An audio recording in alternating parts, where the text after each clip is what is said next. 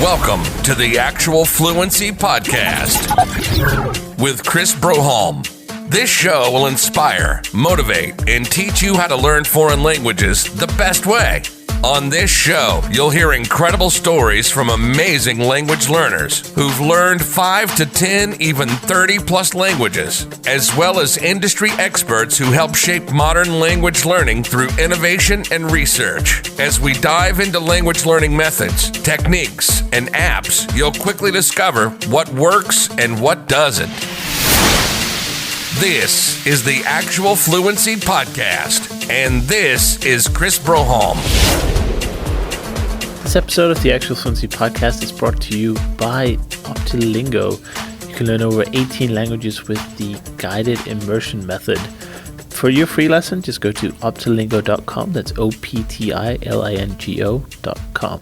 Hello, everyone, and welcome to episode 178 of the Actual Fluency Podcast. I'm really happy to have you back for another interview with a great language learner and influencer, Lina Vasquez. And in this episode, we talk about a lot of things. This is a very deep kind of episode. Lina is very passionate about personal development and psychology, languages and language learning, culture and travel. And so we get kind of around a little bit of everything, and we try to dive deep into the bottom motivation and passion for improvement, the general desire to be better in a way, as cliche as that kind of sounds. But what that means is basically you want more out of life, whether you want to be more fluent in French, or you want to be fitter, or you want to have, build your income, or we really discuss this idea that everything is related, and language learning as a metaphor really symbolizes everything else in life quite well. So the techniques and things that we talk about on the podcast in general are widely applicable to any area in life you want to pursue. And this is a special treat for me. It was a really good episode. A lot of topics that I really like. Sometimes we talk about what apps to use and, what methods to use, very specific tactics. But this episode is really more of a meta episode. It's really more of a mindset and underlying psychology episode. So if that's not for you, obviously, wait for the next episode, where I'm sure we'll get into some more tactics, strategies, and more tangible ideas. These are a little bit esoteric, but that's what I like to do, and I know that's what Lina likes to do as well. So let's enjoy the episode with Lina Vasquez. Lina, welcome finally to the Actual Fluency Podcast. It's been a long time coming. So do you want to start off by giving the listeners just a little introduction to who you are, where you're from, and how you got your first interest in language learning? Thank you for having me, first of all, Chris. I know we've been talking about finally recording an episode for, I think, about a year or maybe more. So it's here. We are here. So hello, guys. My name is Lina Vasquez, as Chris just introduced me. And how I got into languages. I feel like languages kind of found me, to be honest. I was born in Latvia and I grew up in Australia. And so the first kind of 7 years of my life were really spent in airports. I think airports, that was a prominent memory that I have from my childhood of constantly flying between Latvia and Australia with my mum. And with that, came this immersion of obviously the Latvian language and the English language. But I was just so astounded and intrigued as a child by all of these different tongues that were being spoken around me. And my mum put me into an international school. So it was full of people from over 40, 50 different countries. And I was actually in the New Arrivals program, which is the one that you get put into when you don't speak English very well. So I actually had to learn English, as my second language kind of thing. And I think from there on, I just was surrounded by people from many different cultures. My first best friend was Serbian, and then I had a French friend and Greek friends. And it was just such a fascinating, almost superpower that I found, that when you even learned how to say one or two phrases in another language, your relationship to a person completely changed. So I think that that is something I've taken from my childhood. And I always just say languages, or what inspired my love of languages, was a love of people and a curiosity for people and finding out how people interrelate, connect, to grow my connections to different cultures in the world. And so I went on to study languages and linguistics with law at university. And then I went to university in Germany for a brief period of time. And that's kind of how it all started. And so now I work as a language and communication coach. So that involves me not so much teaching languages anymore. So I did that for about 6 years, but I now, have a YouTube channel, or 3 YouTube channels, which I run, and I love kind of, performing and creating videos about like communication and psychology. So I've really intertwined now in my coaching a mix of, self-confidence, psychology, still with that aspect of communication. So how people can communicate with more confidence, not only in a foreign language, but also in their own language. So that's just the kind of the tip of the iceberg.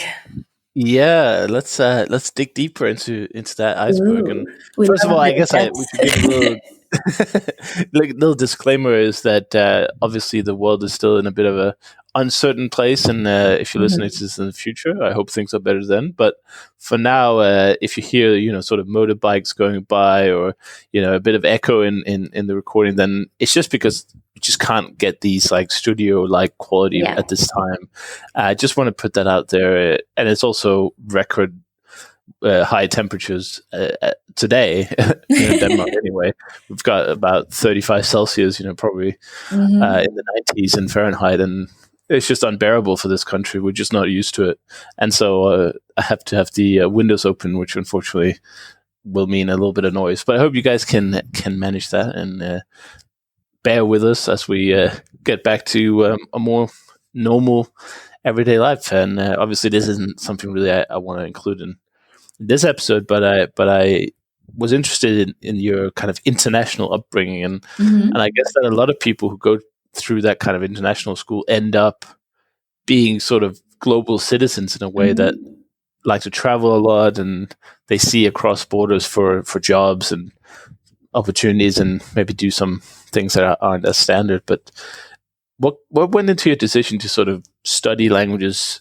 in a formal way? Because I think often we can get this kind of idea of it's fun to do it as a hobby or on the side, but as soon as academics get in the way, for me anyway, it kind of sometimes removes some of the things that I like about it. It becomes this kind of chore almost, to the point where I'm thinking like, is this really what I like about languages? When I did a bit of an English degree here in Denmark, and it was just very boring. And going into a linguistic class, I know a lot of people like that stuff, and I have a lot of linguistics friends. Yeah. But for me, it was just like that wasn't what attracted me to languages personally. It wasn't like talking about it or studying about languages. It was more what you could achieve with the language skills, and seeing how that process could be improved. So how did you make that kind of jump from, okay, I speak a few languages through immersion, and I kind of want to do more languages? Or was that based on, did you have any potential jobs in the future that you thought, oh, this is going to be super fun to do? Well, I think that's a really good point, Chris, because I think the way that you just described your experience with languages is unfortunately very much I guess what people call the traditional route. And it's very much a reality for many people that they see languages as something supplementary, or there is this idea and this belief around language learning as being something very institutionalized. And to be very honest with you, I think I was very privileged that my beliefs around languages and the way that I was personally introduced into not only languages as in my everyday life, but in terms of language learning as well. I was very blessed to have always had a very positive, I'm going to say, belief system around them. So when I started learning foreign languages, I was really like 7, 8, 9 years old. And it came from the fact that I just loved to learn. And my mom as well, she studied Spanish when I was a kid, and my stepfather is also Spanish speaking. So we grew up kind of learning Spanish together. And so the environment that I was in, first of all, was very supportive of languages being a very, fun and uplifting experience. So I actually never really had that traditional perspective until very late, much later in life. And I think by that point, when I reached university and studied, I majored in German, I minored in French, and I did Russian and Italian on the side as well. I had already developed my own way of learning languages. So I had my own system, and I didn't actually need to rely too much on what other people said or how other people were teaching. I kind of just took the input and transformed it and created my own journey, if that makes sense. So, Absolutely. Languages for me, I found them in, dance festivals on the weekend because we went to Latino parties, or on Sundays because my dad was very religious. We would go to church every Sunday, and the church kind of mass was in Spanish. And so I really lived languages. So I never saw it. I never actually thought about a career in languages. When I was in high school, I actually wanted to be a journalist. And I thought, okay, these languages for me are an asset. They can open up doors, but they are not what I primarily want to do.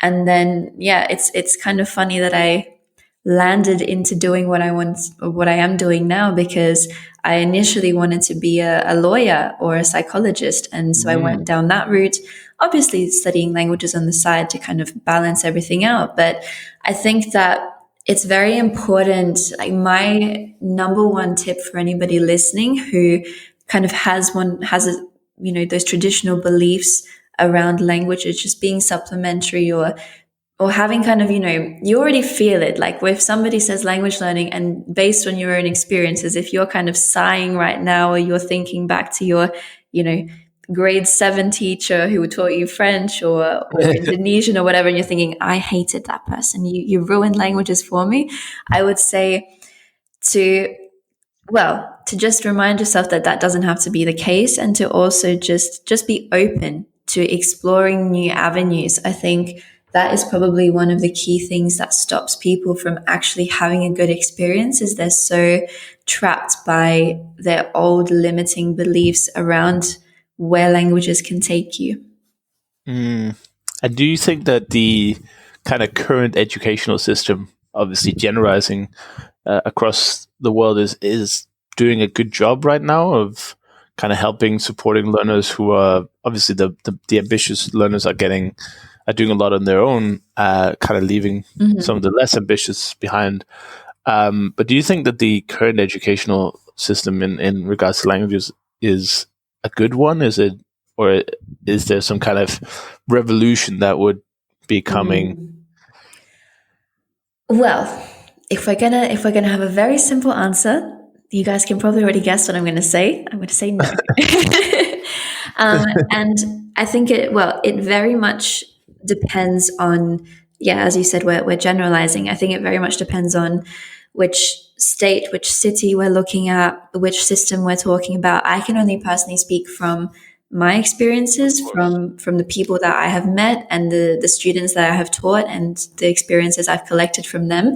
But I think that there are a couple of key issues that the education system as a whole is not bringing to light and is really not, doing anything about, which in turn causes people to actually have a very skewed view on learning and a very negative perspective when it comes to learning in general and in specific language learning. And I think it all starts with, people not understanding themselves or not being given an avenue of expression in terms of what their, own cognitive preferences are, their personality and learning styles. Everybody is a unique individual, and yet the education system is basically treating everybody as a series of robots.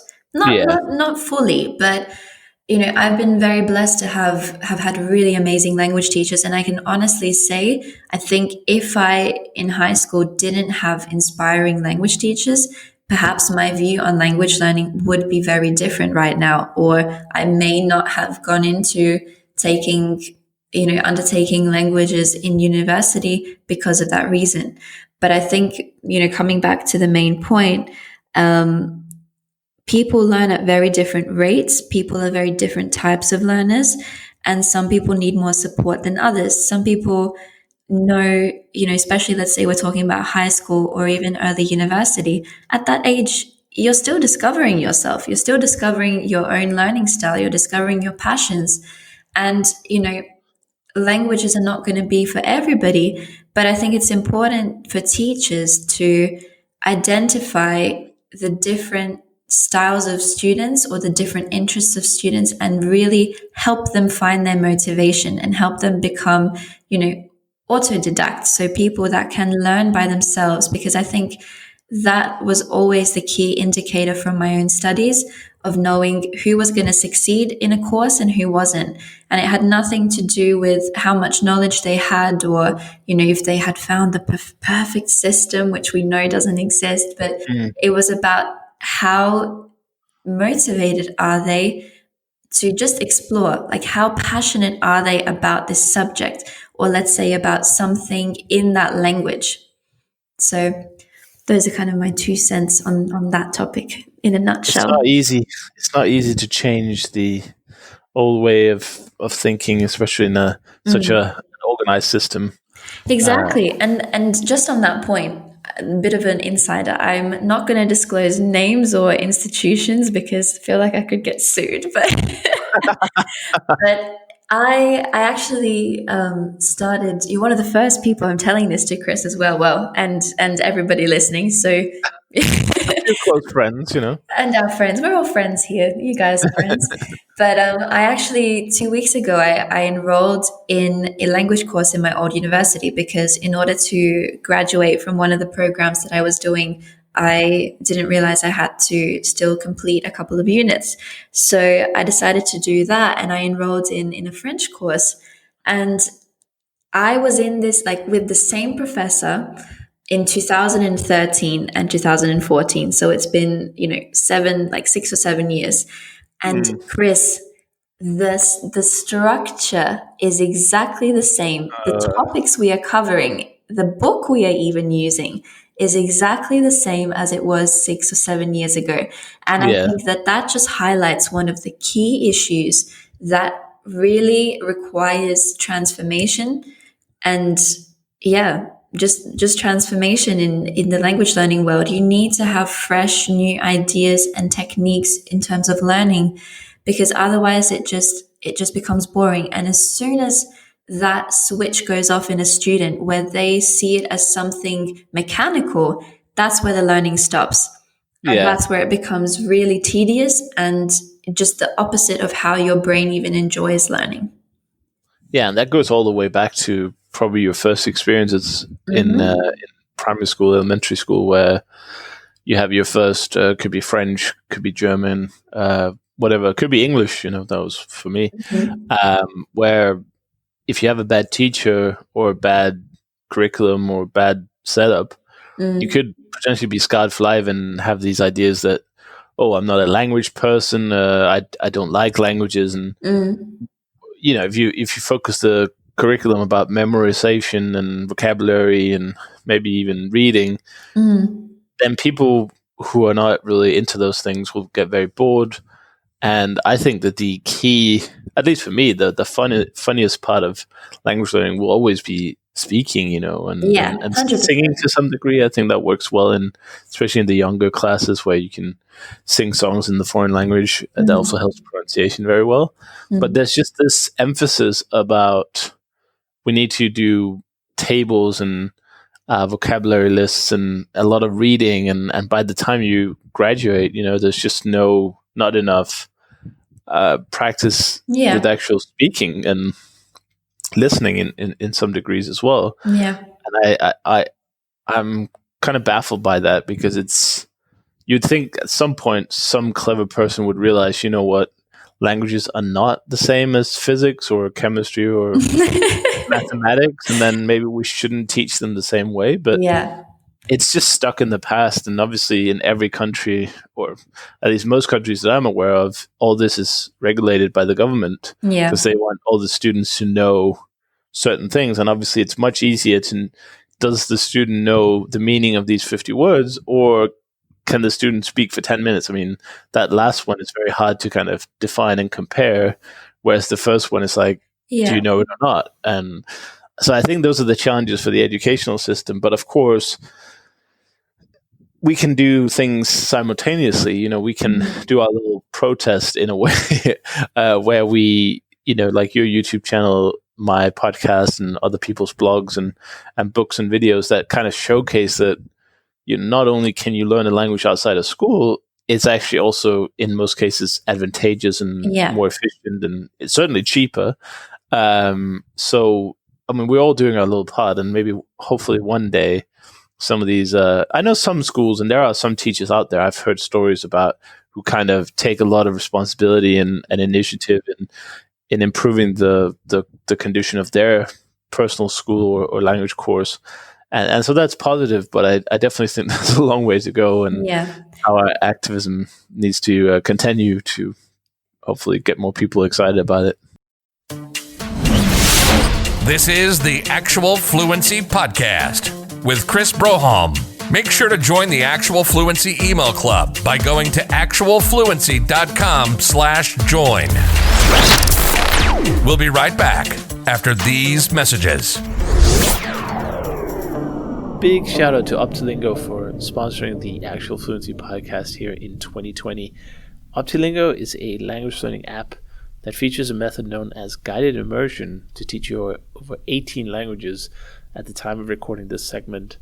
And it focuses a lot about speaking and repeating and listening, of course, to get your pronunciation just right.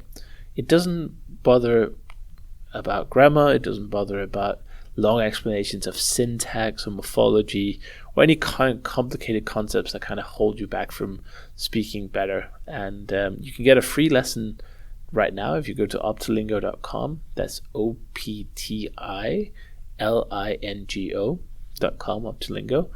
And if you do decide to subscribe for the full version of each language, like I said, there are more than 18 actually available. It's only $5 a month, so it's extremely affordable as well for the full package.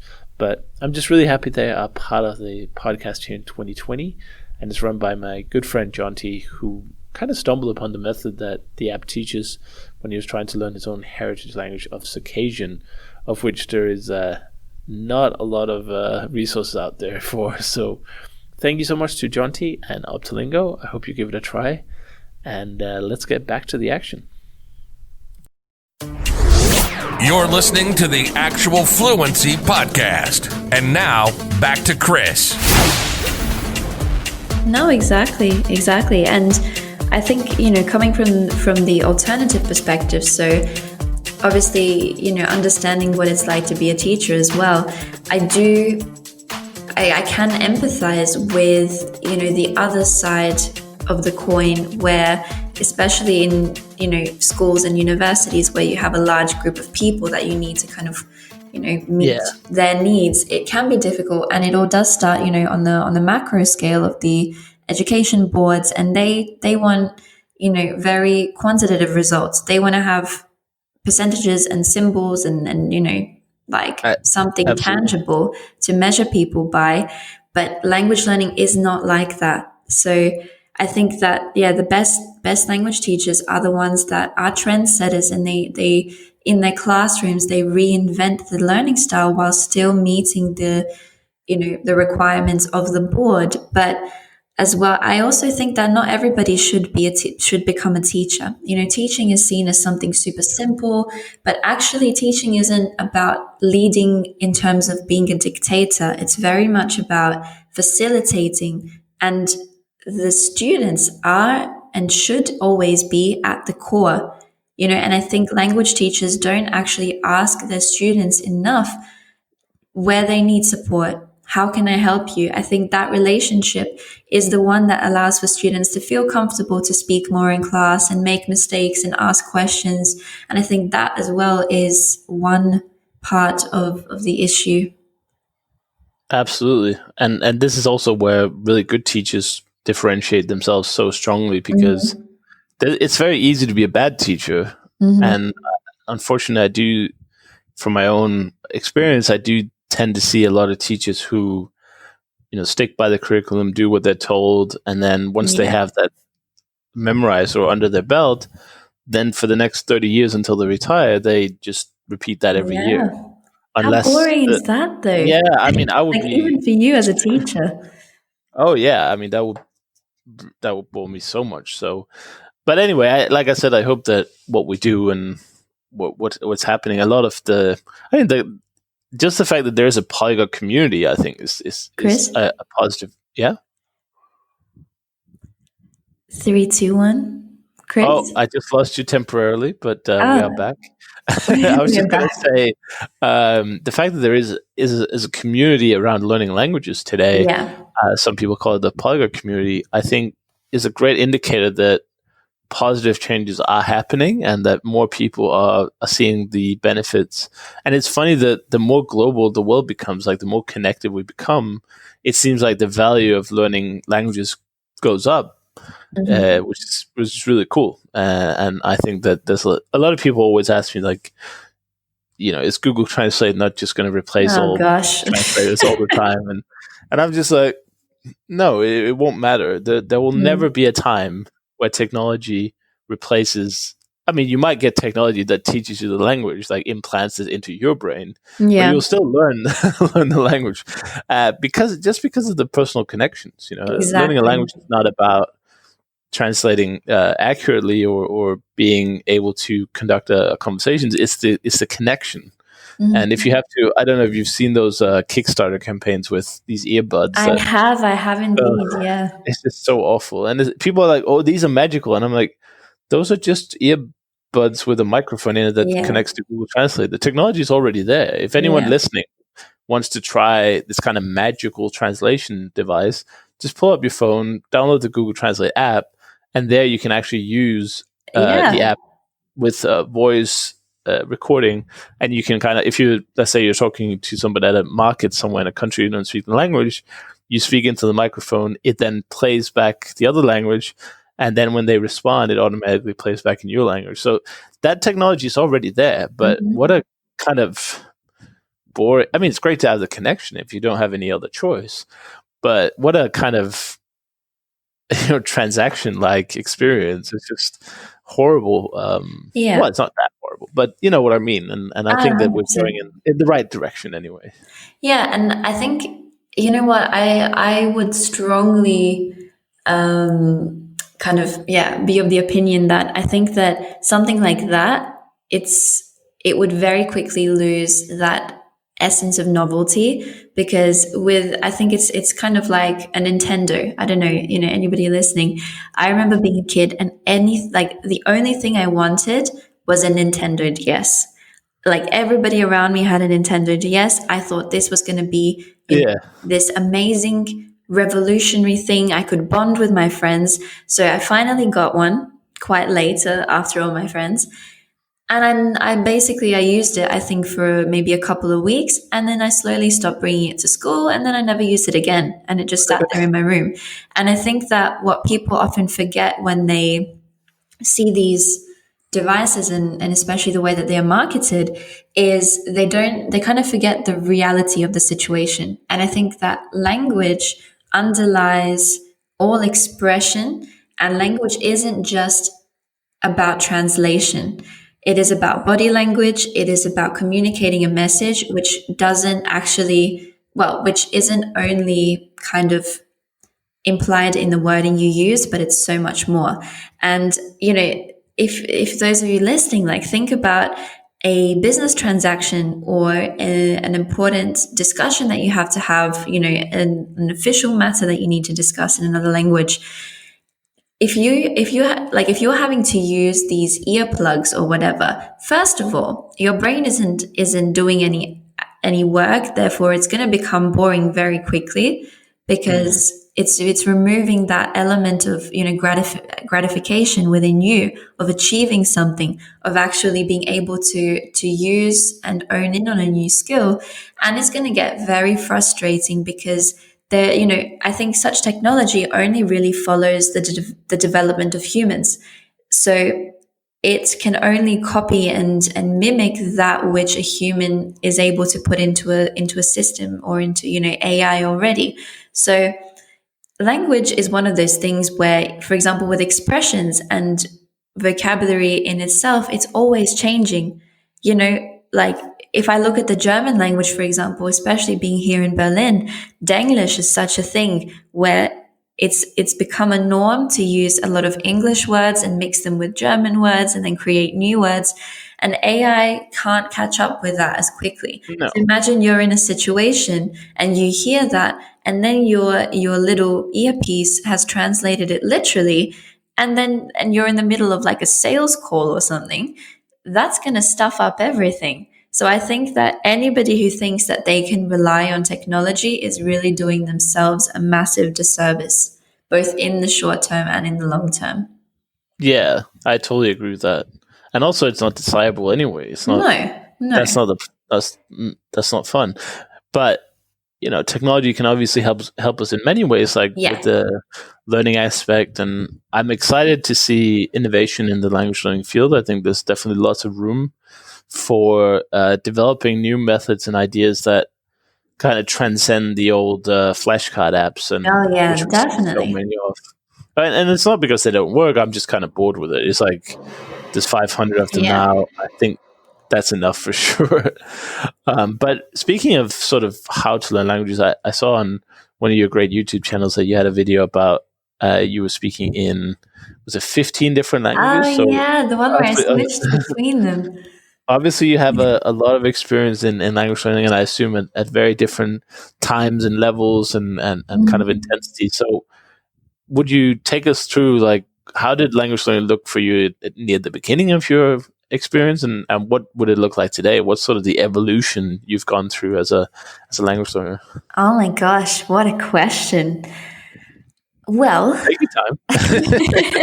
I think language has always been a means of creative expression for me. So if I look back at when I started learning languages, or how I kind of took it upon myself to really learn my first foreign language, which was Spanish, and then it was French, kind of between the ages of 11 and 13. And then I went into school and did them. I kind of just took a really intuitive approach, to be honest. I just tried a lot of things. So I started by actually picking up a book in French from the library, because my school had a multilingual book section. And even though I couldn't read the language, I'd never learned the language, I kind of just did it. And then I obviously had no idea what I was doing, but I could understand a couple of words because I thought that they were similar to Spanish. And I think I started learning from other people, and that has really stayed at the core of my own personal preferred method or strategy, or whatever you want to call it. Is I learn best from, like, by asking questions and really just by doing. So I would just constantly ask other people and my friends, hey, how do you say this? How do you say this? Or I would test out the phrase that I'd seen in a little phrase book and then use it. Or when my mom and I would be, out and about or traveling, I would ask her how do I say this in Russian? How do I say that in Russian? And then I would use it. And so obviously then I went into like traditional schooling and kind of let myself be a little bit more passive and tried out a lot of, I just kind of followed textbooks and followed what the teacher did. And then it was really, I would say, in my last year of university, or a bit after that even, where I was suddenly thrown into, taking control of my own learning and really recognizing or putting together all the pieces of what I had found worked, what I found didn't work. And especially in my last years of university, I used a lot more YouTube. So for anybody who's trying to put dates together, this was in maybe 2015, 2016. So I watched series, and YouTube was really becoming, more prominent in terms of language learning. So I kind of mixed, I did a lot of input. I read a lot more language blogs, took advice from other people and polyglots, and kind of just explored a lot until I found my, I guess, method now, which really depends on what the goal is I'm trying to reach, and is very focused on speaking. So I still very much learn from other people. I love to just throw myself into situations, talk, make mistakes. I mean, just 2 days ago, I was, in a Portuguese conversation, and I was like, in any type of real life input. So if if you overhear a dialogue, or if you're sitting with friends who are speaking in a language you're learning, I will really be more attentive than usual and listen out and find patterns in how they speak, and then mimic them, ask for confirmation if what I've said was correct, and then make sure I reuse that language as soon as possible so that it gets stored in my long-term memory. And then I also just love creating videos in other languages. That really has become, I guess, the main means of how I keep up my languages. Is I have a lot of, business calls or coaching calls, and I create a lot of videos in multiple languages, and that helps me maintain them now. So that's kind of, well, I don't know if that was a short answer, but that's the overview. No, it makes sense. So what I got, basically, let me just see if I got it exactly right. You're very much focused on the speaking first approach and practical use of it. You don't sit down and read a book for 3 or 4 months before saying your first word. No, some people like to do. Nothing wrong with that. So some people listening who might not be as experienced might think, well, how do you get that into a practical language? Because it sounds like she's just kind of, waltzing about, learning 2 phrases here and there. How does that become like a useful amount of, let's say, vocabulary and phrases? Do you just build on top of it, or do you do anything, let's say, outside the practical scenarios that kind of reinforce it, or do you write them down when you get home? Yeah. How does it work? No, definitely. I think this is a great question, because it's actually making me think a lot. Because as I said, like it's been something I've been doing for a decade now or more. So it's become so innate to me that I don't break down the process anymore. But Right. I would say I definitely write down things. So it's just, in terms of language learning, it encompasses so many tidbits, like so many tiny details. So if you imagine it, if I think of it in an analogy, it's like, imagine you're building a house, and you normally think of, okay, yeah, a house has, bricks or wood or metal or whatever it's made of these days, and we've got some plaster here, and then I've got, my couch and table. What you don't see is, or what you don't think about, is all the screws that were used and all the little bolts and things. So I think taking everything that I've done apart, it's, my learning happens sometimes when I'm sitting on the train and I have a phrase that comes to me. I will get out my phone and my notes, my notes app on my phone. If anybody were to see it, it has the most random phrases and words that in different languages, because when they come to me, I make sure to write them down. Or if I've Googled something, or I've asked a friend, I do make sure I write it down. And it's not always, on my phone. It's also in my journal, or on pieces of paper that I have lying nearby, but I like to keep it usually stored in one location. But I do definitely, I do write things down, and I do the kind of more theoretical side, because it allows me to process the language and have it ingrained, in both my visual memory and as well just in terms of recollection. So I do a lot of different things, Chris. That's the thing. Like, I also record my voice so that I have the pronunciation aspect. I like that. I get called out on saying pronunciation wrong all the time, but it's because in Australia we learn to say it most of the time as pronunciation. Anyway. Yeah, that's a funny one, because I said it the other way too. I'd never heard the word pronunciation before. Yeah, exactly. But I was like 20. I must have been at least 23. Yeah, And somebody said, it's actually pronunciation, right? And I was like, what? I know. Why would it be? It's too pronounced, I so know. surely it should be pronunciation. And Exactly. it's Well, like, when I looked it up, I was shocked. Let me just put it that way. But anyway, I totally yeah. feel you on that. You see, guys, no one's perfect. No one's perfect. No matter how many Language is years very difficult. I don't understand why people are like, oh, Chinese, Russian, all these languages are so difficult. And they forget that Yeah, English is really, really tricky. Like exactly. I think it might be trickier than some of those languages because, yeah, they might have many rules, but at least they're kind of consistent. Yeah. You know? English is just a mess, really. And That's a great yeah, way to put it. That's the fun of languages. That's the thing. There is no end goal. So for anybody right. who likes certainty and having control over everything, be prepared to have your limits tested when you learn language.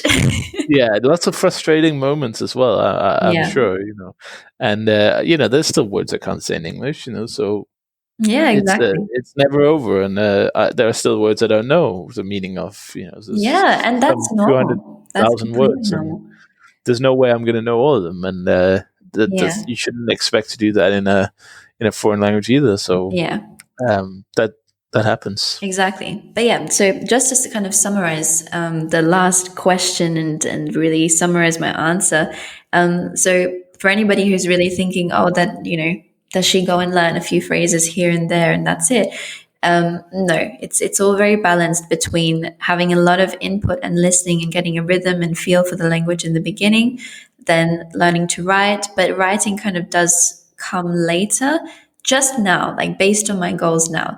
Obviously, for example, with my French course at the moment, it does involve a lot of grammar, and I think grammar is a great thing because it does help you kind of fast track by learning certain rules so that you don't need to you don't need to reinvent the wheel if there are already rules that exist that are going to help you understand the language better. So it's a balance, I would say. Well, that's a personality thing anyway, because some people love to tinker with grammar and Yeah, exactly. and drill the various exercises and fill in the blanks and all that stuff. Yeah. And I think if that is something you enjoy, then by all means do more and more of it, because you get that with those kind of drills, you definitely learn the grammar, of course, but it also gives you vocabulary and pronunciation. Exactly. And honestly, that is one of the key things that I am, currently really passionate about and working on in terms of transforming the way that people learn languages. Is first and foremost, the most important thing is for you to understand who you are as a learner and what drives you and what inspires you, and to create that confidence within yourself of understanding what fuels your drive to achieve whatever it is that you want to achieve in a language, and to have the confidence to say no to other methods or for people who try and tell you, oh, you should do this, you should try this. Like, that is really a point that I've got into where I know my way of learning, and that came through a lot of trial and error. And if you are someone who loves taking classes or having group lessons or studying from a book or reading more, and you're more, let's say, you take your time and you like to process things in a more introverted manner, that is perfectly okay. And that is so important to distinguish. And I think a lot of people miss that step, that they don't actually understand, their own kind of cerebral or, cognitive preferences. And they let themselves kind of be taken down a route that doesn't actually suit them. Exactly. And I see this a lot with people seeing that other people like to read a lot, and so they try to read even though they don't really like to read. Yeah. Or they'll do the Benny Lewis approach, go out and speak day one, but they're actually not really comfortable with that, and they feel really kind of exposed that way. And it's better just to chill and do a few months of the silent period, as some people like to call it. Just kind of work on your language before you start using it. It's all about finding your own approach, and I think that if anything that I've learned from doing all these interviews is that there is no one answer. There are hundreds and hundreds of ways to do it, and at the end of the day, as long as you put time into it, the method itself doesn't really matter that much. It's more what you like to do and you can do a lot of. And then over time, that will lead you somewhere. I can't promise it will lead you to fluency or mastery or whatever, but it'll definitely give you something. And it's a good way to get some momentum going. And then you can always reevaluate once you've done it for a while where you want to go with it. Some people are perfectly happy just knowing a few touristy phrases and getting around in their holiday village or whatever, whereas others would like to understand the deeper meaning of very serious literary works, or understanding native speakers when they speak really fast about technical subjects. Whatever your goals may be, it all starts from this early momentum of doing whatever you like to do for a period of time, quite an extended period of time. Sometimes people don't realize the amount of time it takes. We have these kind of guidelines. We all cite these Foreign Service Institute guidelines, which are obviously completely generalizing, but if they are somewhat correct, then it means to learn a similar language would take somewhere in the region of, maybe 500 to 600 hours. And that's just conversational. That's not even near mastery.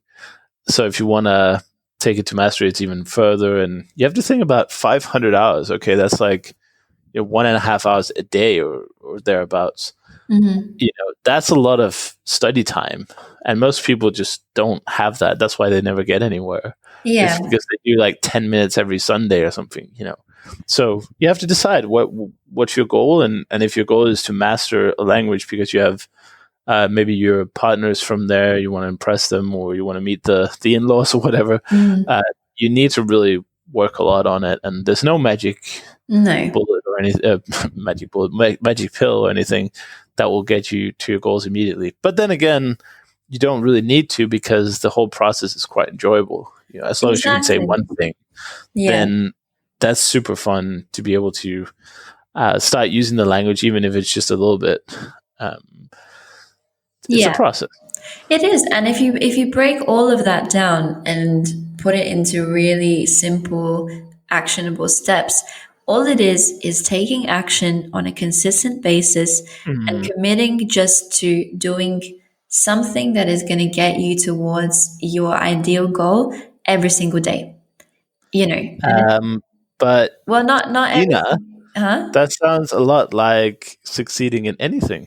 Oh my God, yeah. I thought you were about to say, but Lina, no. But that's the thing. But I think people they sabotage themselves by overwhelming themselves in the beginning. They're already, if you imagine a multi-story building, like a high-rise building, they're already thinking about the 40th floor when they haven't even left the ground floor yet. And that is with anything. Like, you are going to waste time that you could have spent actually climbing up those stairs and taking all of those steps, in terms of by overthinking or trying to figure out, which strategy should I take.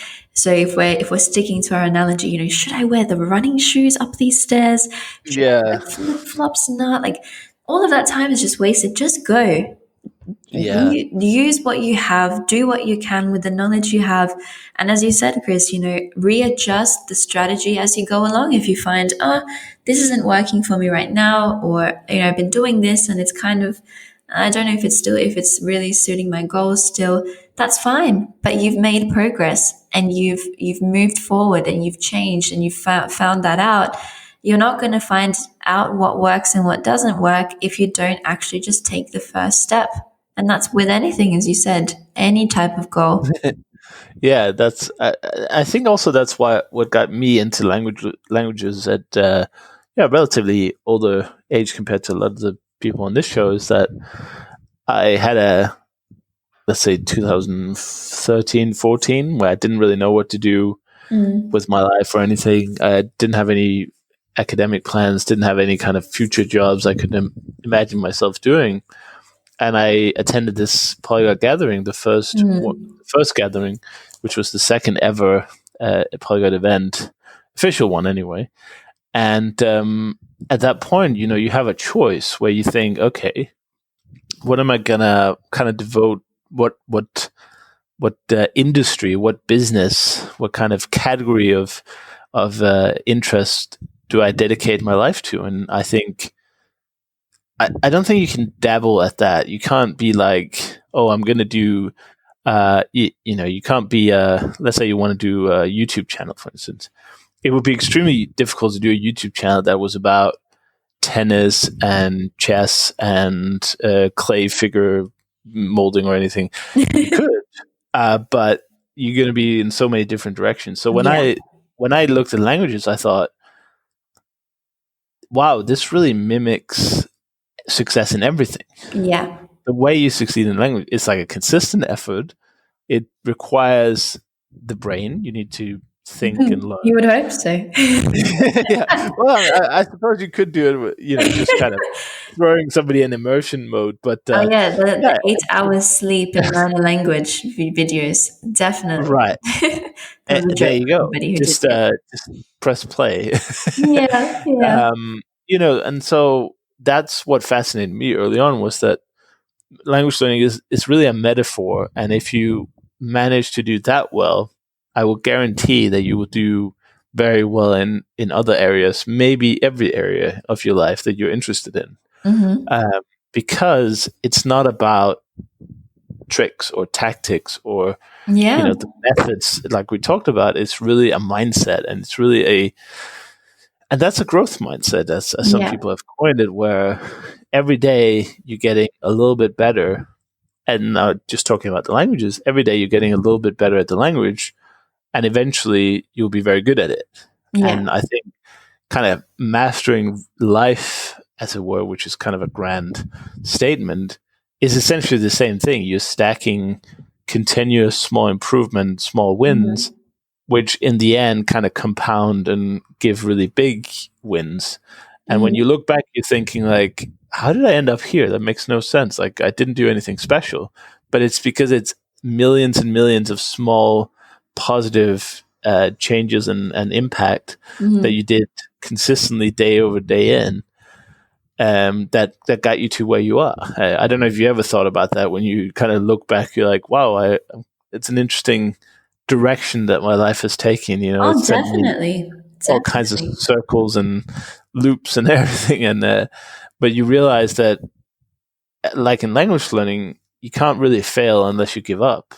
Oh, exactly. 100%. So you just keep going, and you just try new things. And if something doesn't work, you just try something else. And that's why I really like languages. Exactly. And you know what? For everyone listening, if you're learning a language or you're currently in a situation where you're not sure if you actually, have a future with this language, sounds a bit like a relationship. It is a relationship, actually, with your languages. But one of the key things, if I look back, that I am very, very happy about, I guess, and proud of in terms of my language learning, is it's nothing about the outcome or, the score I got or the exams I passed or whatever, but it's very much about the discipline and the mindset that I was able to create and, build up from having experienced all of the challenges that came with language learning, and, going for something where you don't know or there is no clear right or wrong with.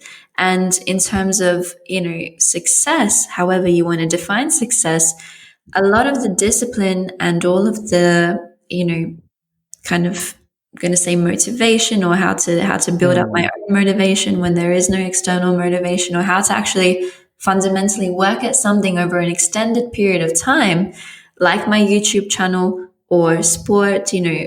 I play tennis like 12 hours a week now. And when I started, I was 15, and there was also no way of knowing how long is it going to take for me to be able to play a game or whatever. But language learning has taught me, exactly, how to just put work in when you cannot see the end of the road, when everything looks dark, and you just have to get up every day and work at something. And I think people idolize, these people who have achieved things. I'm by no means, where I aspire to be or where I want to be, but I'm well on my way. And it is really down to the fact that through this learning process, I've learned the fundamental things about grit, about how to put work in, And that is something that is so valuable that language learning gives you as well, if you stick to it. If you just ask or keep your mind open and have that curiosity of, what if I just put in that extra bit of work today? What if I just take the next step? And then the next day, what if I just take the next step? And that next step is going to really get you those results that you look at, other people who have achieved great things in life, and you wonder, oh, they must have some sort of magic pill, as you were saying, or, they've had help and whatever. Yeah, but they put in the work. Like, whatever it is that you are doing right now in life, you have to work at it. And unfortunately, people don't want to hear that, and they don't want to make peace with the fact that whatever it is, you don't have to be the best. You just have to start, and you have to do it and put work in. Yeah. I think that's a kind of a two-sided or double-edged kind of proposition, because on one hand, I find it extremely exciting that I feel kind of limitless. Yeah. Like a lot of people, I think most people listening to this will have, obviously we're all in different positions, and I understand there are some people who might have circumstances beyond their control. That means they are not limitless. But I would guess that most people listening to this are in a comfortable country. They probably don't lack any kind of shelter or food, or they probably have all their basic needs met. And when that happens, I think humans are truly limitless. And I think what really excites me about that is that it scares me a little bit too, that how little we actually, I don't want to say work necessarily, because some people work very hard, but if you take like 100% as what you can do in a day, I think most people are stuck at somewhere like 50% or less. Yeah. And that's not a criticism. That's just the way things are. I mean, that's the law of averages, and that's the way the community is, the kind of society has been taught, is that we go to work, and when we go home from work, it's off time. It's time to relax and have some recreational activities, which is totally fine. I'm not dissing on that, and I'm definitely not one of those like, oh, you have to work 80 hours a week or anything. But 4 hours a day, Chris. Right. No, not at all. But when I started to exert myself just a little bit, doing a little bit more than what is normal, what my let's say my university friends were doing at the time, the results were magnitudes higher. Yeah. And you start to wake up to the fact that, oh my God, there's so much potential out there. And that's not just for languages. Like, imagine, to anyone listening, imagine if you spent 30 minutes on your target language this month every day. That's a huge progress. And it doesn't sound like a lot on a daily basis, but when you add it up, it really helps. And if you apply it to any other thing like fitness or tennis, as you said, the improvement is just going to feel amazing. And you think, sometimes I go like, well, what if I doubled that? Yeah. And I think being not afraid to be ambitious. I don't know about the countries that you've lived in, sort of the general mindset, but in Denmark, there's this kind of like mediocrity mindset where if you have any kind of ambition, people kind of try to pull you down, like the crab in a bucket kind of effect. You don't think you're better than us, and that will never work. And why don't you just get a job? That highlights inferiority complex to me. That highlights people are not aware of their own power, and the fact that you don't have to belittle or compare yourself to anyone else to be doing well in life and to be happy. And it's almost like, I'm not allowed to be happy. Society has told me I'm not allowed to be, so therefore you can't be, and I'm gonna demonize you if you try to excel. Yeah, I mean, you see it all the time. Like, look at, I'm sure, I mean, you have multiple YouTube channels. I'm sure you get people commenting with some horrible, horrible comments, and you think, I'm just trying to spread like the joy of languages. I'm not trying to, win political elections or anything. This is a very, very it's a pastime, almost like it's a fun Oh yeah. project, right? And then people are like, excuse me, she said this word wrong, so obviously she's faking it all. She's just a fraud trying to sell her new course, and it's like, yeah, But you come know what? on, man. Even if I was like, who cares? Honestly, Yeah, no, I but that's love. my point. Exactly. Yeah. It doesn't matter if it's true or not. It's just the mindset of the Oh, people exactly. writing that. It's all about there's something wrong in their life, so they feel like they need to take it out on people Exactly. who are actually doing things. Like it's essentially jealousy, I guess. Oh, it is. They're looking at you, it's Yeah. like, okay, she's actually doing things. Not only is she doing things, she's also spending time documenting the things she's doing, which is like a 2 for 1, for people who are sitting at home watching Netflix all day. Again, not judging if that's what you want to do. Mm. Um, they see someone like you, they're like, it reminds them of their own inaction. Oh yeah, exactly. And that's the thing. I when I read comments, I don't take them personally at all. I honestly, when I read some of the criticisms or negativity, I actually try and almost psychoanalyze the other person, because anybody who has the time to Yeah, write anything critical is not spending time on their own goals. And I think, just to call out something that you were saying before, when when Chris asked all of you guys, imagine yourselves this week, and what if you went, or if you ask yourself, what if I spent 30 minutes on this? The key repetitive word that you used, Chris, was I.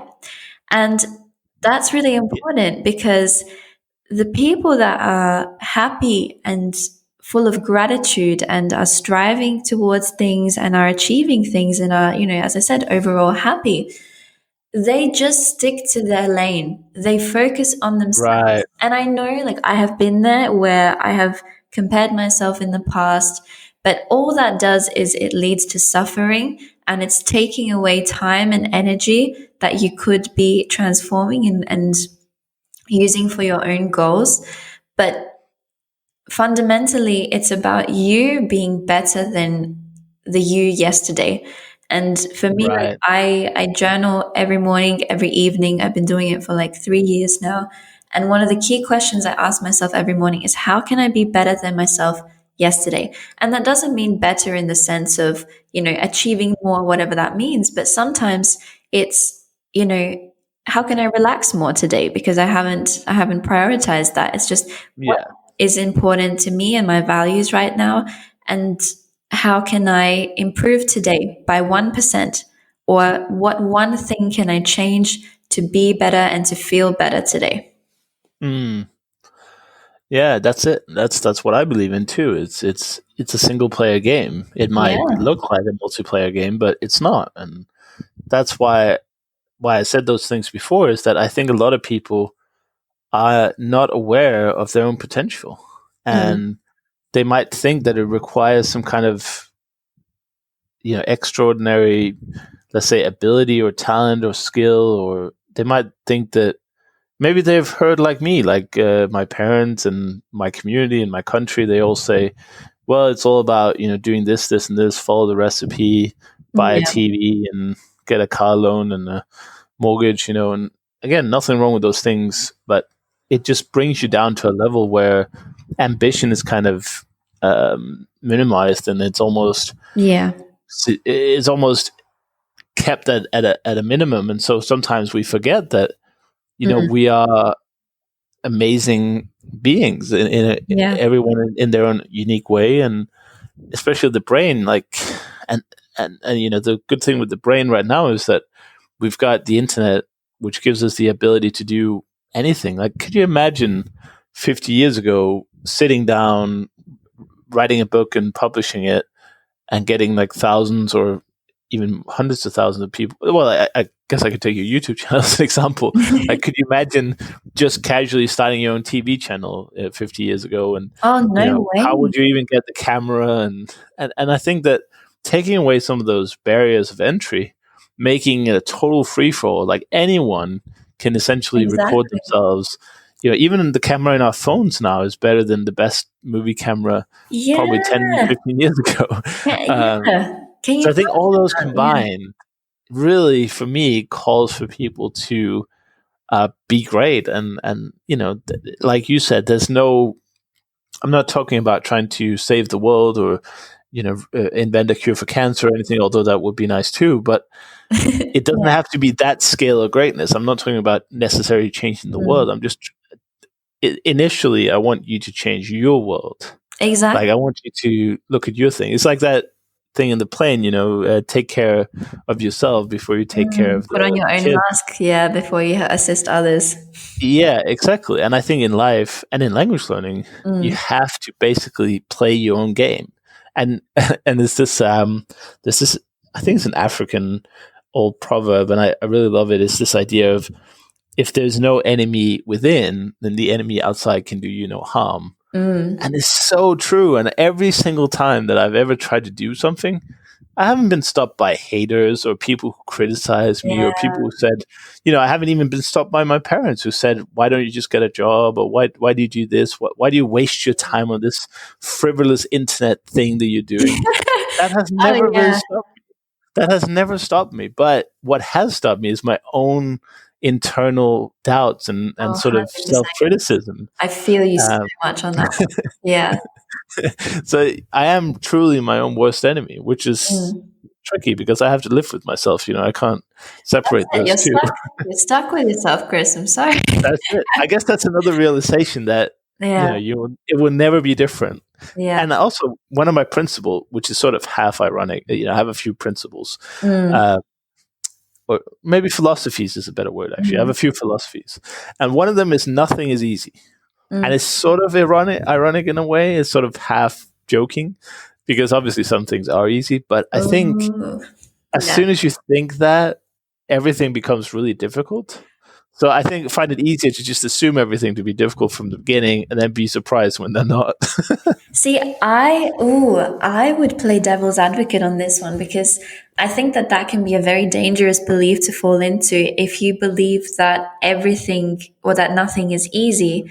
Because actually, Brene Brown, for those of you who don't know, who is a psychologist, like a worldwide, like renowned psychologist, she talks about this belief actually in one of her books.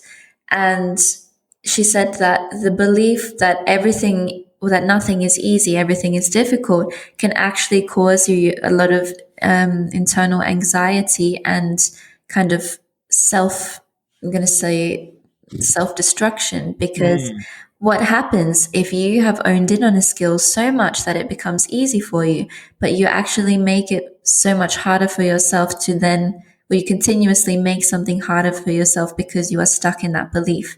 I think I do see the value in that, but I think it's important to even, to continuously question our beliefs as we move on in life. And I'm always happy to take other impressions, and I'm always happy to have my mind changed.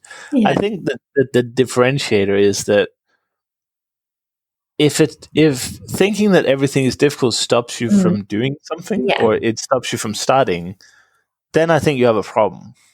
Yeah. But if the philosophy helps you to keep going because it's difficult, then I think it's useful.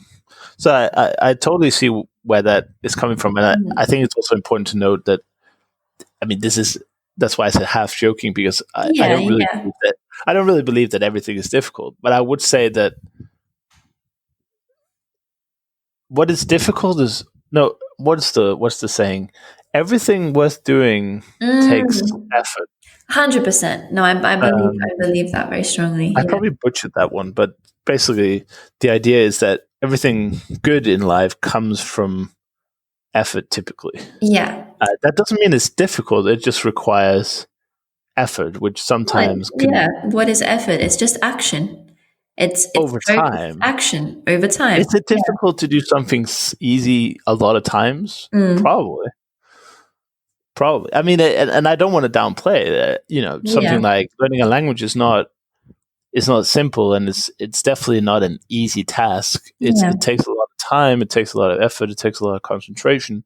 But the rewards are also great in that respect, and I think it translates very well to things like fitness and also we talked about YouTube channels and blogs and podcasts and that kind of thing. If you do things that are difficult, it's usually because they're meaningful, but also Yeah. because they are worth it in the end. I mean, it's very hard to do something very consistent at a high level and not get any reward from it. Yeah. It's actually quite difficult to do. But I hope that people will. The main idea is to get people to start. I think getting over that first hurdle, and then the process itself should at some point take over. Yeah. Well, it becomes habitual. Yeah. Yeah. You get like that feedback loop set up. Oh, I said something in French. The person I talked to smiled. I like that. And so I'll do Exactly. more of it, Exactly. I love that. Love that. Yeah. That's a good one. I think it's a little bit vain, maybe, but it works. So why worry about it? But as someone who's studied psychology and obviously very interested in it, what kind of parallels do you see in between like language learning and psychology? And have you found anything in your psychology studies that you could use or have used in your language learning pursuits? Wow. Well, Chris, I think to go into a lot of detail, we'd need a whole other episode. So let us know. But I'm kidding. Yeah, comment below if we Partially should kidding. invite back for part 2. Yeah. Well, actually, one of the key things that springs to mind is going off of what you were just talking about, and in terms of beliefs. So I think that something I have noticed in terms of my studies and translating that into my life as a coach and teaching and all of that is it is about beliefs, and it is about I strongly, like, one of my principles is you're only limited by the limits that you set yourself. And I see that very much in people who come to learn a language. One of my favorite quotes ever is, whether you believe you can or you can't, you're right in both instances. And I think that the mindset that people have and the identity that people are attached to. So one concept that ties into that is about self-identity. So we are always on the outside, so externally, taking steps to prove what we believe is our identity. So for example, if I say, or if I purport and profess, you know what, I'm not an organized person, because I hold that belief about myself, everything in my external world is going to reflect that, because I have kind of set within my mind, yep, I'm not an organized person. So if I say to myself, I am an organized person, then I will take actions in order to do that. And I can say, in terms of organization, that has been me as well. I used to think that I wasn't organized. And then through, obviously, working for myself, it kind of, you get thrown into needing to organize yourself more. And now I don't even remember who that old Lina was. So that is one concept about your self-identity. What are the things you believe are true about yourself, about you, who you identify yourself with, as in, all the different elements? And how are you kind of expressing that in your everyday life?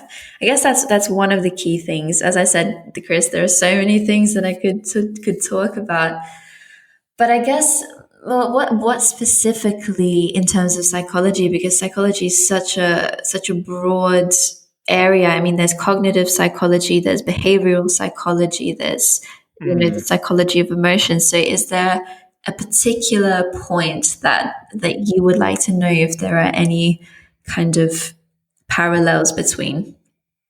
No, not really. I assume that psychology, like languages in a way, also mimic life in general, and so that not everything might be applicable, but you can certainly draw a lot of conclusions and parallels. But I was just curious from a sort of personal perspective, whether there was something that you had picked up yourself in your psychology studies that maybe benefited you especially, or maybe a funny realization or an important kind of wow moment that you got from studying.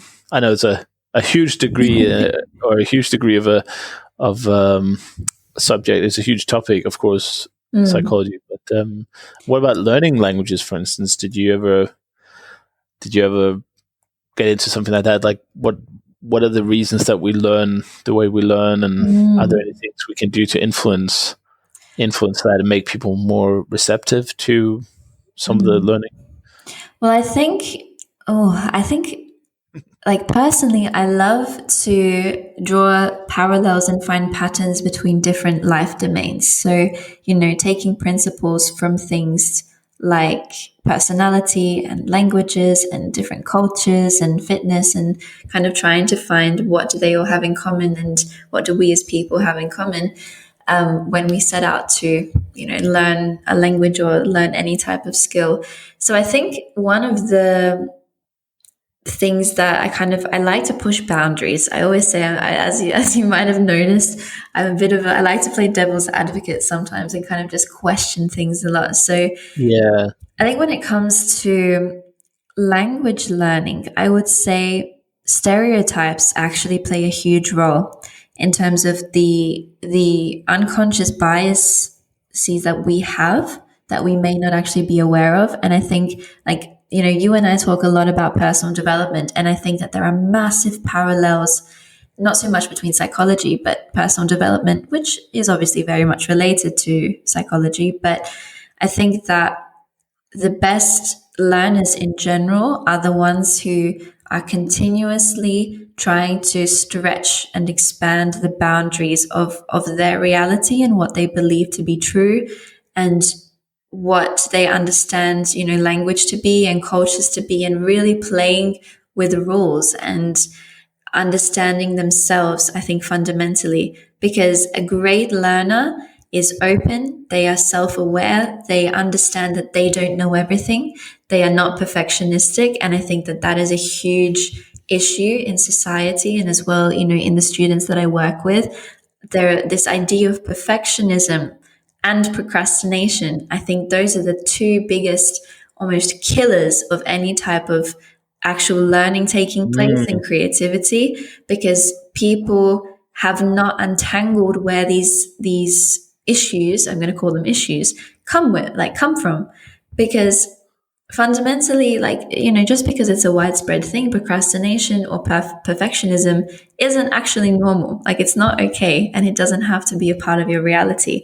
But I think, I think that level of self-awareness, I've seen the most successful people who achieve things, are really aware of who they are, where their weaknesses are, where their wounds are, where their strengths are, and they allow themselves to be vulnerable, and they allow themselves to stretch their own boundaries and the boundaries of their learning.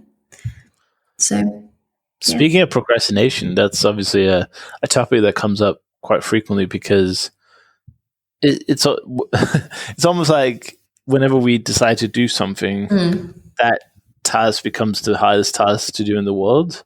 So what was that? I was saying, I can do any amount of work at any time, assuming it's not the work I was supposed to do at that point. I think that's a great saying, and something that I definitely struggle with myself. So for the people listening and me, do you have any sort of ideas and suggestions for reducing procrastination and being more, I guess it's a function of organization maybe?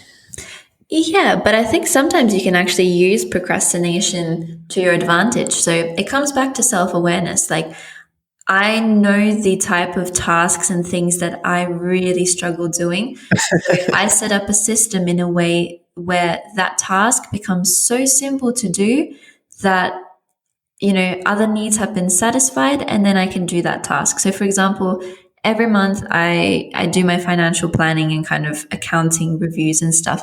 I used to hate doing that. And now I've found a way to alleviate that stress, and I make sure that my weeks are full of, me accounting for all of my needs. So having time to play, having time to rest, working, fitness, so that everything is covered, so that when it comes to doing that thing, I feel more balanced, if that makes sense. So this is, it's a very broad example. Like, procrastination is a huge thing, but I think Do you think it's time to overwhelm? Like, is it because people take on too much at the same time without any kind of system to manage all the things? I think it's a little bit tricky to discuss such a broad topic without having a very precise example, but it could be that as well. It's, it could be to do with the fact that people set projects for themselves instead of tasks. This is something I've talked about for ages, but if you look at your to-do list, and I mean, you and I, Chris, we explored this a bit early on in the year, where remember we talked about like, oh, I'm gonna create a YouTube video, for example. Yeah. But that is actually a project, and most people have something like that on a to-do list as one task, whereas a YouTube video consists of scripting it, consists of picking the time you're going to film it, setting up the camera, charging your battery, filming the video, editing the video. Those are there are at least 8 to 10 tasks under all of that. And I think that is one of the biggest causes of procrastination, is that people haven't broken down a task and they are not aware of where their time goes. And if I like to use I have a flexible structure in my life. So I have a calendar. I know what I'm going to do on certain days, but I haven't scheduled everything minute by minute, because I love to have that kind of rebellious space of, if I don't want to do that in the morning, I know that I'll get it done in the evening. So I think just being aware of what your vices are, what loops you get caught up in, what actually sparks procrastination, and then slowly, once you have that awareness, really building up a life or a system or a structure that works for you, that allows you to alleviate, the stress or the overwhelm from not doing something, and slowly alternating or altering that. I think it's difficult. That's definitely one of my biggest challenges, and I think the idea of breaking everything down into the smallest bit is definitely something that helps. It makes it much more manageable to get started.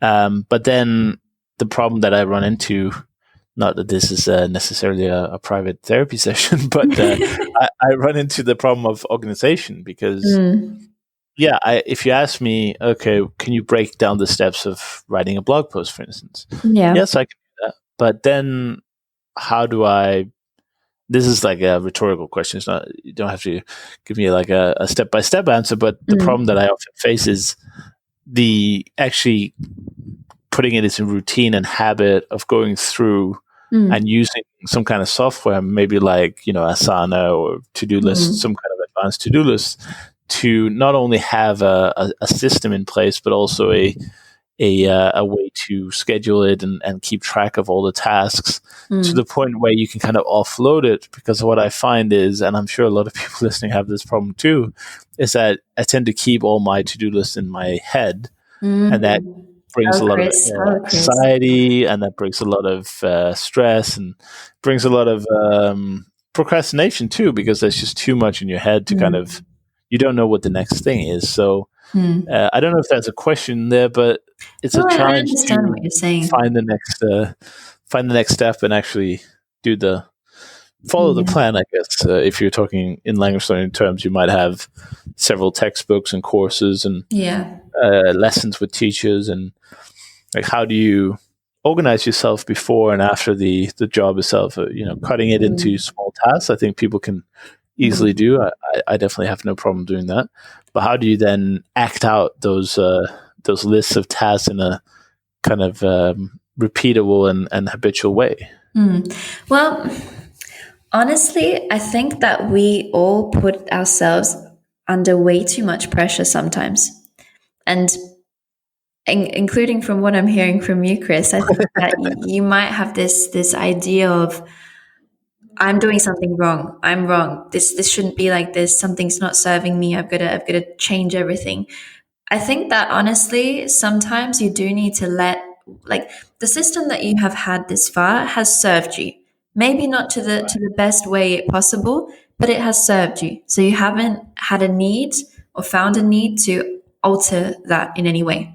I think that honestly, sometimes, a life is full of ups and downs. Nobody's perfect. So I think, first of all, you do, or this is my belief anyway, whether you agree with it or not, that's fine. But from what I've experienced within myself as well, sometimes you need to get to a point of complete and utter dissatisfaction to change something. And Yeah. sometimes you do need to mess up over and over again. Like I'm going to proclaim this now. I'm one of those people that unfortunately or fortunately, however you want to see it, I learn from my own mistakes, and also in situations where other people might say, how did you not learn from somebody else's mistake with this? That's the process that has up till now been my process until it wasn't, you know? So sometimes you do need to let yourself or let things get to a point where you cannot take it anymore. So you, out of your own intrinsic motivation, go and find another way of doing this, or you seek out help, or you just try and figure it out. Like there's a fabulous book, Everything is Figure Outable. With this as well, everything is figure outable. So Yeah. I think, yeah, just trying to then take a step back and be like, okay, well, what is one thing that I could alter that could have a drastic change immediately? Doesn't have to solve the whole problem, doesn't have to change everything, but how will or what can I use that is gonna help me achieve, let's say, 80% of what I want to achieve, or 60%, or even 50%, And for example, yeah, the avoidance of wanting to do a task by a certain deadline.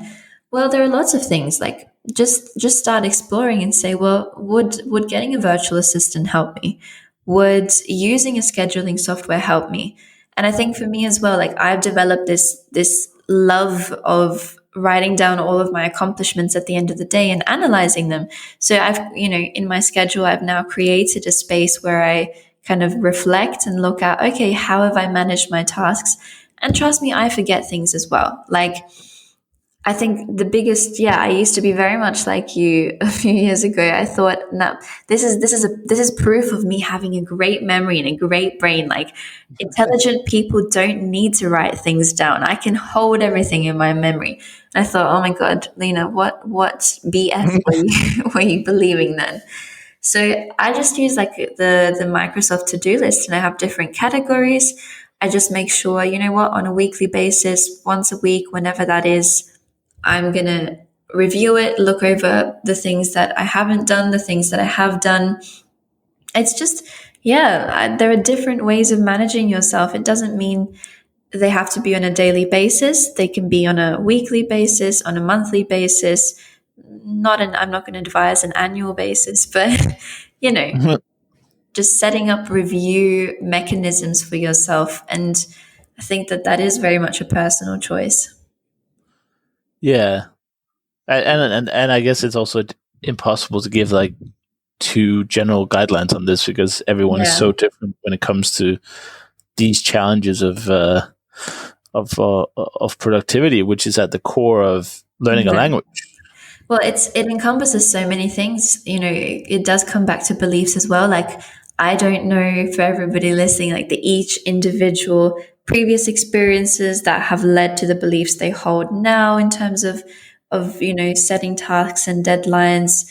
That all plays a huge role in how you lead your life, and the tools that you use, whether you think they are more beneficial than they are not. And it's just, it's a whole other can of worms that we could dive into.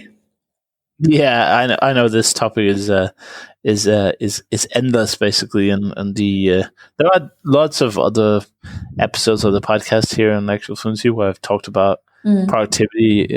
Anyone interested in the topic, definitely go back and listen to some of the archive episodes, because it's really at the core of language learning is productivity, and that's a cool part, because then once you figure out your personal productivity, then you can apply it to everything, like cleaning your house or playing tennis, like we talked about before. So that's why that excites me a lot. But it's also, I must admit, it's also the most fascinating thing for me, how humans are capable of so much, but at the same time struggle so much with what on the from the outside looks so simple. Very true. I've got a few extra pounds on me, I'm not going to lie, and people who've seen pictures of me will know that's true, and I know exactly what I need to do to lose weight. Yet I'm not doing it. and I think for language learning, there are a lot of parallels there where it sounds a little bit simple sometimes. Oh, you just have to do 30 minutes a day or a session a day or whatever the activity is. And we still don't do it. We know exactly what's good for us, but we don't do it. That's, to me, is one of the most fascinating aspects of the productivity question. Yeah, well, that's why you have coaches and you have, support networks and things, because we can't forget that we as humans are social beings. And we are not robots. We cannot, for many different reasons, emotional, biological, physical reasons, whatever. We cannot do everything by ourselves, and we weren't supposed to, No. So absolutely, that's the thing. Knowledge is pretty much meaningless if you don't put it into action. And how you do that, however, that's for you. Like if you care about the end result, then you will sign up for courses, for accountability kind of groups or trainings, or, you do need sometimes that external support to help you then find how you can maintain that habit internally without it being something that you consciously need to work on. Yeah. Yeah. But I think it's just so funny that in almost every case, we know exactly what we need to do. And it doesn't happen for a multitude of reasons, whether those are related to overwhelm or uncertainty or lack of confidence or lack of belief in oneself or whatever it is that will forever interest me and fascinate me. Yeah. But like you said, it's going to be, I think we're going to have to do an all-day live event one day. We can organize an all-day event, Chris. That's the thing. Yeah. Well, again, if people are interested in that, definitely send me a message. Yeah. We'll see what we can do. We'll do like an all-day psychology and language learning mastermind. I'm excited already. I love that stuff. Lina giving a couple of presentations and me acting as the guinea pig and interviewer, maybe. Yeah. That's but no, I just want to thank you for coming on the show and talking about so many. I know I put you on the spot with a few difficult and deep questions, but I think you've done extremely well answering them, and I hope that people got some inspiration for how they can deal with their own kind of challenges and inspiration for how they approach their own language learning, and like we said, other parts of life that you might have an interest in leveling up or trying something new. Also, don't be afraid to try new things. That's one of my other philosophies. Try everything. I got that from Zootopia, which is perhaps not the best way for philosophy, but a great movie. I love that movie. I watched it last week. Yeah, I love it too. Amazing movie. And that theme song is very catchy as well. Yeah. Try everything. I listen to that a lot, and it gives me it's more motivational for me than listening to like speeches and things. Well, see, and that's one of the core things as well. Find what works for you. Yeah, just watch Zootopia all weekend and exactly. You'll be fine. Thank you so much, Lina. No, thank you so much for having me, and thank you as well for everybody listening for taking the time out of your day to learn something new, to explore a new avenue, and very grateful. Thank you very much, Chris.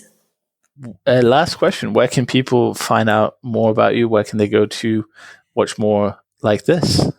Well, you can find me on YouTube if you just put in my name, Lina Vasquez, on Instagram as well, on Facebook, which is Lina Vasquez Official, just my name as well, and LinkedIn. Nice, you're everywhere. I am everywhere. I'm present on all the platforms. Fantastic. Thank you so much, Lina. Thank you. Talk to you soon. Bye-bye. This episode was brought to you by Optilingo. Learn over 18 languages through guided immersion by going to www.optilingo.com. That's OPTILINGO.com. Thanks for listening to the Actual Fluency Podcast with Chris Broholm. To get more language learning tips, strategies, and inspiration, join the Actual Fluency email club by going to actualfluency.com/join. We hope you enjoyed the show and hope you've gotten some useful information. Till next time, this is the Actual Fluency Podcast, signing off.